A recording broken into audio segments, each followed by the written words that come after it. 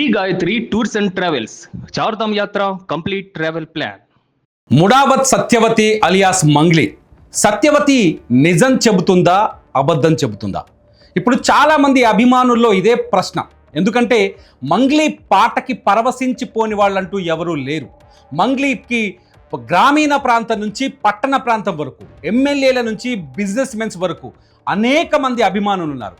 ఊహించని విధంగా చిన్నగా ఎదుగుతూ, కింది స్థాయి నుంచి ఎదుగుతూ ఒక సంగీత కళాశాలలో ఓ ట్యూటర్గా మొదలుపెట్టిన కెరీర్ ఊహించని విధంగా మలుపు తిరిగి ఇవాళ అంతర్జాతీయ స్థాయిలో మంగ్లీకి పేరు వచ్చింది. అంత గొప్ప పేరుని మంగ్లీ తనకు తానే నాశనం చేసుకుంటుందా? మంగ్లీ నిజంగా నిజం చెబుతుందా, ఏదైతే అబద్ధం చెబుతుందా? మంగ్లీ నిజంగా మంగ్లీ పేరుతో డబ్బులు వసూలు చేస్తుంటే ఆ వ్యక్తులని మందలించకుండా ఎందుకున్నారు? మంగ్లీ పేరుతో ఒక రియల్ ఎస్టేట్ కంపెనీని లేకపోతే మైక్రో ఫైనాన్స్ కంపెనీని ఏర్పాటు చేసి కోట్లు డబ్బులు వసూలు చేసి ఆ డబ్బుతో ఆమె వెనకాల తిరిగేవాళ్ళు, ఆమె ఫాలోవర్స్, ఆమె బాగోగులు చూసేవాళ్ళు, ఆమె గురించి 24 గంటలు పనిచేసే వాళ్ళే ఈ డబ్బులు వసూలు చేస్తుంటే మంగ్లీ ఎందుకు మాట్లాడలేదు?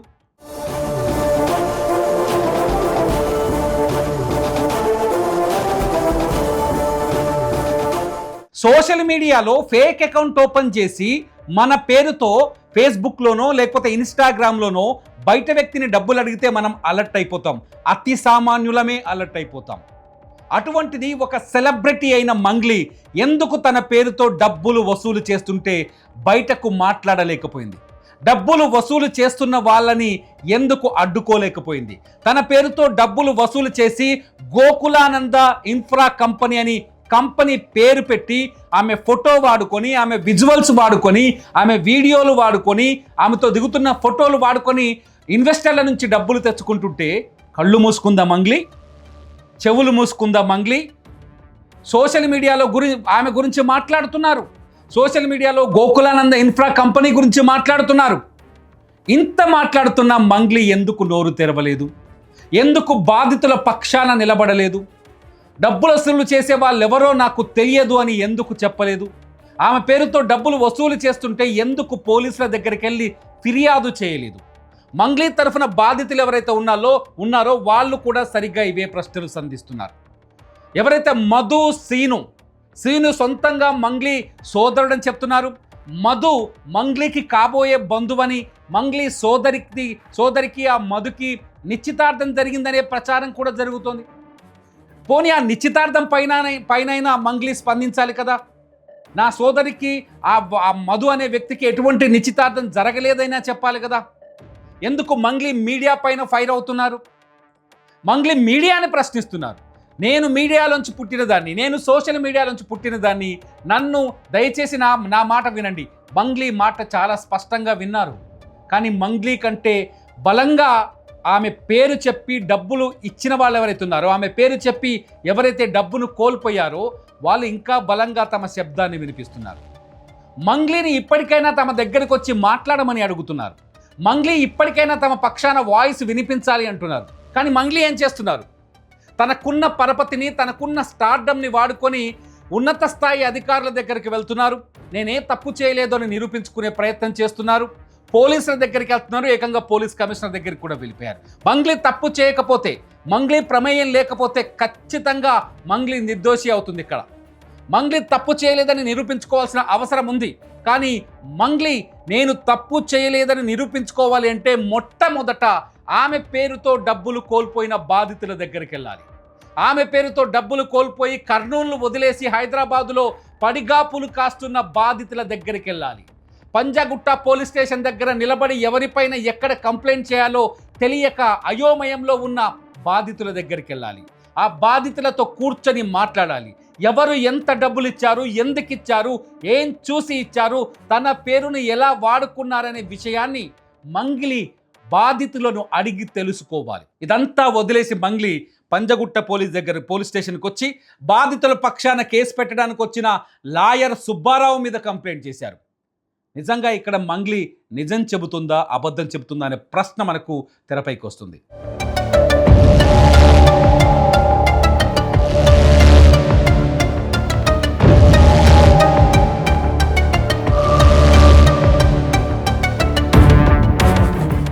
లాయర్ సుబ్బారావు ఏం చెప్తున్నాడు?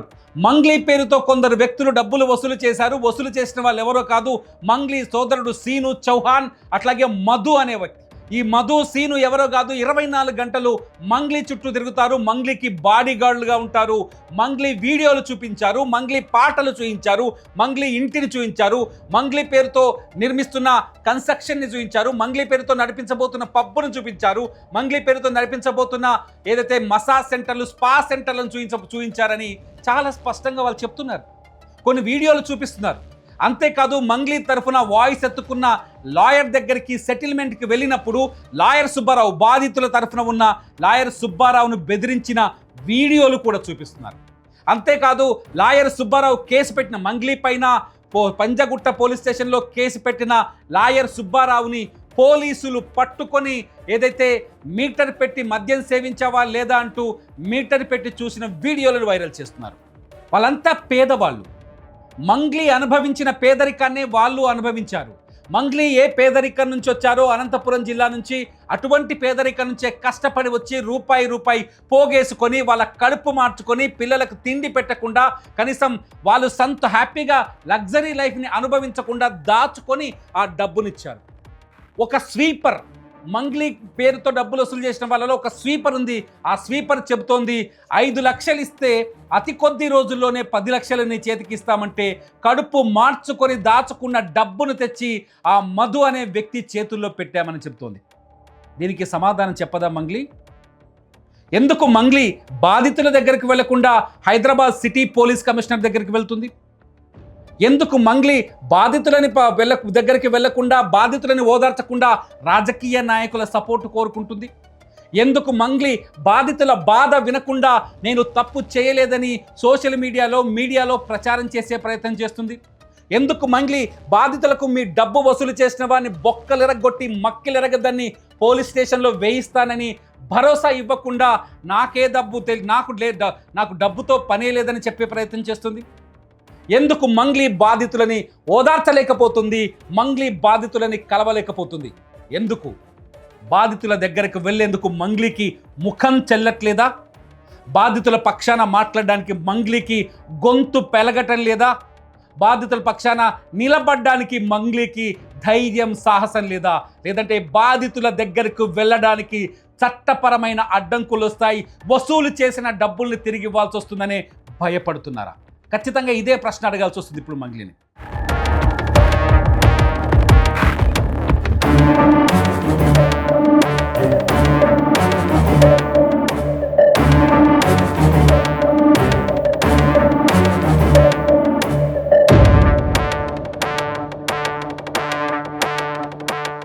మంగ్లీ, మీరు మోసం చేస్తున్నారు. ఇంకా మీ పైన సోషల్ మీడియాలో వస్తున్న రాతలు కావచ్చు, మీ పైన సోషల్ మీడియాలో వస్తున్న ఆరోపణలు కావచ్చు, అవేమీ పట్టించుకోవట్లేదు. మీరు నిజాయితీ పరురాలైతే, మీరు నీతివంతులైతే, మీరు అనుభవిస్తున్న ఐశ్వర్యం కేవలం మీ టాలెంట్తో మాత్రమే సంపాదించిందైతే, ఏ పేదవాడి దగ్గర మీ పేరుతో గోకులానంద ఇన్ఫ్రాస్ట్రక్చర్ పేరుతో వసూలు చేయని డబ్బులైతే, మీరు తిరుగుతున్న కార్లు ఏ పేదవాని రక్త మాంసాలు కరిగించి సంపాదించిన పైసలు కాకపోతే, మీరు వెళ్ళి బాధితుల దగ్గర నిలబడండి. మీరు వెళ్ళి బాధితుల పక్షాన నిలబడండి. బాధితులతో గొంతు కలపండి. మీ చుట్టూ తిరుగుతున్న ఆ 2 దొంగలని గల్లా పట్టుకొచ్చి ఈడ్చుకొచ్చి పంజగుట్ట పోలీసులకు అప్పగించండి. లేదంటే 4 తన్ని డబ్బులు వసూలు చేసి వాళ్ళ డబ్బులు వాళ్ళకి ఇవ్వండి. 150 కోట్లు కాకపోవచ్చు, 10 కోట్లే కావచ్చు. లాయర్ సుబ్బారావు చెప్తున్నారు 10 కోట్లే అని. లాయర్ సుబ్బారావు తాగుపోతే కావచ్చు, కానీ న్యాయం కోసం మాట్లాడినట్టుగా స్పష్టంగా అర్థమవుతుంది. మంగ్లీ, నీ సమస్యని నీ చుట్టూ ఉన్న మిగతా సెలబ్రిటీలకు ఎందుకు అంటిస్తున్నావు? విచిత్రమైన విషయం ఇది. శ్రీముఖి అనే యాంకర్ని ఎందుకు లాగుతున్నావు? బిగ్ బాస్ షోని ఎందుకు లాగుతున్నావు? కాన్సన్ట్రేషన్ డైవర్షన్ అంటారు. ఇది దృష్టి మరల్చే ప్రక్రియ అంటారు. ఈ దృష్టి మరల్చే ప్రక్రియకు మీరు ఎందుకు పూనుకుంటున్నారు మంగ్లీ? సత్యవతి, ముడావత్ సత్యవతి గారు, మీరు సత్యవత అసత్యవత? మీరు చేస్తున్న పరిణామాలు, మీరు వేస్తున్న అడుగులు ప్రజలు అందరూ చూస్తూనే ఉన్నారు. అవి మీకే నష్టాన్ని కలిగించే విధంగా ఉన్నాయి. మీరు తప్పు చేయకపోతే దాన్ని నిరూపించుకోండి. ప్రేక్షకులారా, మీరేమంటున్నారు? మంగ్లీ తప్పు చేసింది అనుకుంటున్నారా? మంగ్లీ తప్పు చేయలేదనుకుంటున్నారా? మంగ్లీ తీసుకుంటున్న స్టెప్స్ ఎవరైతే బాధితులున్నారో వాళ్ళకు వ్యతిరేకంగా ఉన్నాయా, వారికి అనుకూలంగా ఉన్నాయా? మీ అభిప్రాయాన్ని వీడియో కింద కామెంట్ చేయండి. బాధితుల పక్షాన నిలబడడానికి ఖచ్చితంగా ప్రతి ఒక్కరూ సిద్ధంగా ఉండాలి. మీడియాగా మేము సిద్ధంగా ఉన్నాం. చూస్తూనే ఉండండి ఇట్స్ యూటీవీ. నా పేరు తిరుమల్, సీనియర్ జర్నలిస్ట్.